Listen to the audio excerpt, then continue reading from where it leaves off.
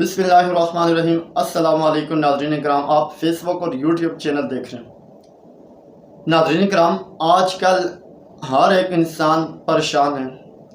Risk की वजह से कारोबार नहीं चल रहा, मुआशी तंगी है, परेशानी है।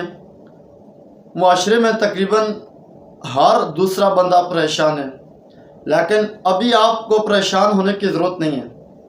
हम आपकी खिदमत में एक ऐसा वजीफ़ा लेकर आए हैं कि जिसकी पढ़ने की वजह से आपके हालात बदल जाएंगे, ज़िंदगी के अंदर खुशहाली आएगी।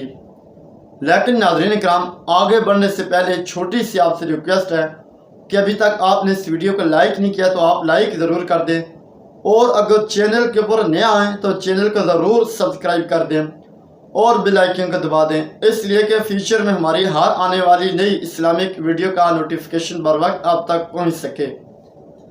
नाज़रीन किराम, बिना टाइम वेस्ट किए आगे बढ़ते हैं वजीफ़े की तरफ। आप लोग नमाज मगरिब और नमाज फजर के बाद 11 मरतबा सूरत कुरैश पढ़ें।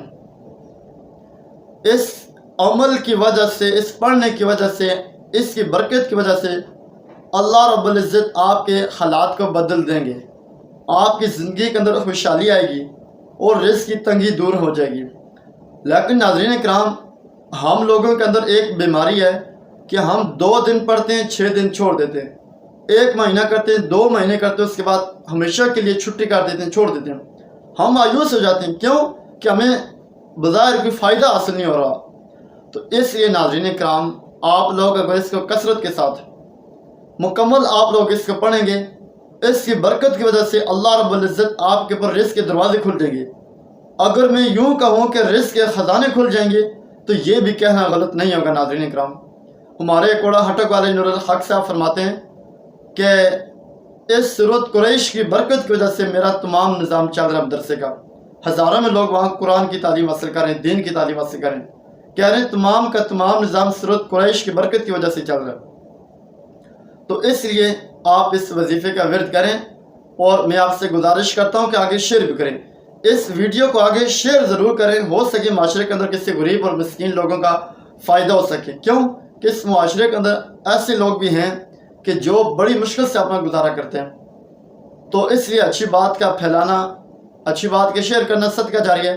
कोशिश करें कि ये पैगाम आप यह है कि इस वज़ाइफ को ज़्यादा से ज़्यादा आगे दूसरे लोगों तक पहुँचाएँ, और ख़ुद भी आप यह है कि कसरत के साथ, यकीन और ईमान के साथ दिल के अंदर जो भी आपकी है कि हाजत, रिज़्क़ की तंगी है, परेशानी है, ये आप राह के पढ़ें और उसके बाद अल्लाह रब्बुल इज़्ज़त की बारगाह में दुआ करें।